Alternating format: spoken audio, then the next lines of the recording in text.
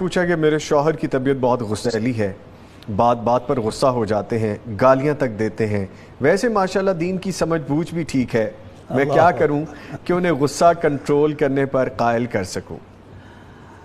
اللہ اکبر، دین کی سمجھ بوجھ بھی ہے اور گالیاں دیتے ہیں، گالیاں بھی دیتے ہیں، یہ دو متضاد چیزیں ہو گئی۔ جی نبی رحمت صلی اللہ علیہ وسلم نے تو فرمایا تھا سباب المسلم فسوق، مسلمان بھائی کو بہن کو گالی دینا یہ تو بہت بڑا جرم ہے۔ جی تو ان محترمہ کو ہم یہ گزارش کرتے ہیں کہ جس دن میاں صاحب کا موڈ ٹھیک ہو، اچھے فریش موڈ میں ہوں،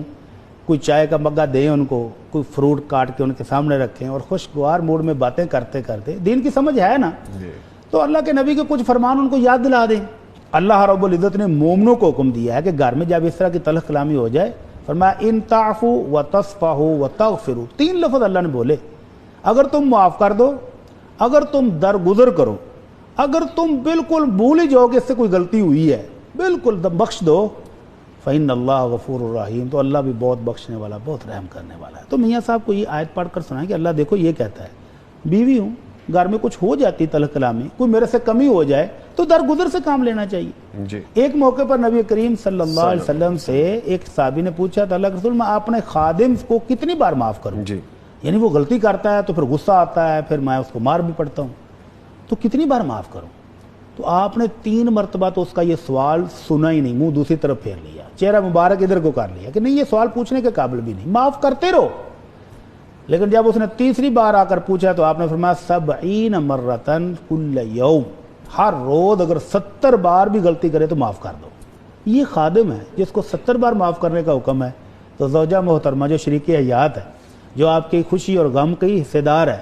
جو دن رات آپ کی خدمت پر لگی ہوئی ہے، نہ دن دیکھتی ہے نہ رات، آپ کے اٹھنے سے پہلے ناشتہ تیار ہے، آپ کے کپڑے تیار ہیں، آپ آئے ہیں تو آپ کے آرام کی سہولت کے لیے ہر چیز تیار ہے،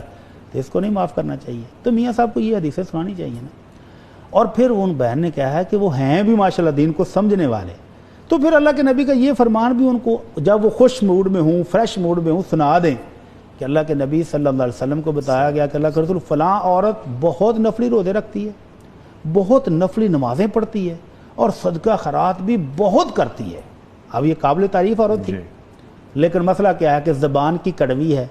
ہمسایوں کو برا بلا کہتی ہے، ہمسائے اس کی زبان کی وجہ سے تنگ ہیں، تو آپ نے فرمایا وہ تو جہنمی ہے۔ اور پھر بتایا گیا کہ اللہ کے نبی ایک خاتون وہ ہے جو فرائض نماز پڑھتی ہے، نفل کوئی نہیں، فرضی روزے رکھتی ہے، نوافل میں کوئی نہیں، صدقہ خیرات بھی اس کے گھر میں جو چھوٹے چھوٹے ٹکڑے بچتے ہیں نا پنیر کے یا روٹی کے، وہی صدقہ کرتی ہے، اس کے پاس مال بھی کوئی نہیں، البتہ ہمسائے اس کی میٹھی زبان کی وجہ سے، اچھے سلوک کی وجہ سے خوش ہے، تو آپ نے فرمایا یہ خاتون جنتی ہے۔ تو جس بندے کی زبان سے اس کے اپنے گھر والے عاجز ہوں، کہ گالیاں دیتا ہے خامن، برا بھلا کہتا ہے، تو اس کی نماز، روزہ، حج، زکوٰۃ سمجھ لیں کہ وہ پینڈنگ میں ہے، نقصان میں جا رہا ہے۔ تو اللہ کے نبی صلی اللہ علیہ وسلم نے فرمایا تھا ان شر الناس عند اللہ یوم القیامہ من ترکہ الناس اتقاء فحشہ، قیامت والے دن اللہ کے دربار میں سب سے برا آدمی وہ ہوگا جس کی بد زبانی کی وجہ سے لوگ اس سے بات چیت چھوڑ جائیں۔ تو یہ سارے فرامین اس وقت اپنے میاں جی کو سنائیں جب وہ ٹھنڈے ہوں، خوشگوار موڈ میں، فریش موڈ میں، تو وہ دین کو سمجھنے والے ہیں، تو انشاءاللہ وہ یہ فرامین سن کے مومن کو یاد دہانی کراتے رہنا چاہیے، بھول جاتا ہے نا انسان، تو جب وہ یہ فرامین سنائیں گی ان کو، وہ فریش ہو جائیں گے، ان کی معلومات تازہ ہو جائیں گی، تو ان کو اللہ کا خوف آئے گا، دیندار تو ماشاءاللہ وہ ہیں ہی، تو ان فرامین کو سن کے ضرور یقیناً ان کا دل نرم ہوگا، اور وہ سوچیں گے کہ وہ جو پہلے کرتے رہے ہیں وہ غلط کرتے رہے، تو پھر وہ درگزر بھی کریں گے، اور ہو سکتا ہے بیوی سے معذرت بھی کریں گے، پچھلا رویہ جو تھا اس کے لیے معافی، آئندہ ٹھیک رہیں گے۔ تو یہ بیگم صاحبہ کو 2 چیزوں کا خیال کرنا ہے، نمبر 1 مزاج کو بڑکانے والے وہ تکے کباب اور غذا میں بھی غذا میں بھی اعتدال، کوئی ٹھنڈی چیزیں بھی دیں ان کو، اور دوسرا جب ان کا مزاج فریش ہو تو یہ جتنی باتیں ہم نے ان کو بتائی ہیں غصے کے بارے میں، یہ ساری ان کو بتائیں، ان کو دوبارہ ریئلائز کروائیں، تو انشاءاللہ ٹھیک ہو جائے گا۔ ٹھیک ہے، یعنی کوئی اور ذکر بھی پڑھ سکتی ہیں خاتون، یا اعوذ باللہ جس طرح پڑھ لیا اعوذ باللہ من الشیطان الرجیم تو اس وقت پڑھنا ہے جس کو غصہ آیا ہو۔ نبی کریم صلی اللہ علیہ وسلم نے دیکھا کہ 2 بندے لڑ رہے ہیں، رگیں پھولی ہوئی ہیں، چہرہ سرخ غصے کی وجہ سے، تو آپ نے فرمایا مجھے ایک کلمہ آتا ہے، اگر یہ بندہ پڑھ لینا تو اس کا غصہ چلا جائے گا۔ تو صحابہ نے کہا اللہ کے رسول بتائیں، ہم اس کو بتا کے آتے ہیں۔ فرمایا اس کو کہو اعوذ باللہ من الشیطان الرجیم، کہ اللہ شیطان مردود سے میں تیری پناہ میں آتا ہوں۔ یہ غصہ شیطان کی وجہ سے، آپ نے فرمایا خون میں داخل ہو کے خون کو فل ہیٹ اپ کر دیتا ہے، حدت آ جاتی ہے، پھر بندے کی رگیں پھولتی ہیں، چہرہ سرخ ہوتا ہے، انسان سے انسان پھر والے اس کو کام نہیں سینس ہوتے، باقی نہیں رہتی، پھر وہ گالیاں دیتے۔ تو نبی کریم صلی اللہ علیہ وسلم نے اس قسم کے موقع پر جو تعلیمات دی ہیں وہ یہ ہیں، فرمایا کہ غصہ شیطان کی وجہ سے آتا ہے، اور شیطان کو اللہ نے آگ سے پیدا کیا ہے،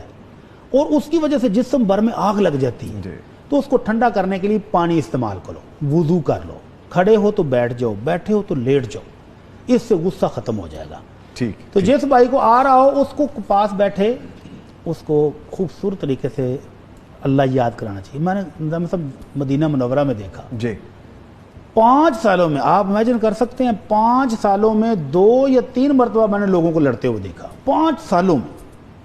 اور اگر 2 بندے لڑنے والے تھے تو 50 بندے ان کو چھڑانے والے اور صلح کرانے والے تھے، اور ساتھ کیا رہے تھے، صلی علی محمد، صلی علی محمد۔ او بھائی دروشی پڑھ لو، دروشی پڑھ لو، یعنی ان کو یاد دلا رہے تھے کہ اللہ کا ذکر کرو، یہ غصہ دور ہو جائے گا۔ تو اس موقع پر جو پاس بیٹھے ہوں ان کو بھی یاد دہانی کرانی چاہیے، بھائی اعوذ باللہ پڑھ لو، اعوذ باللہ من الشیطان الرجیم،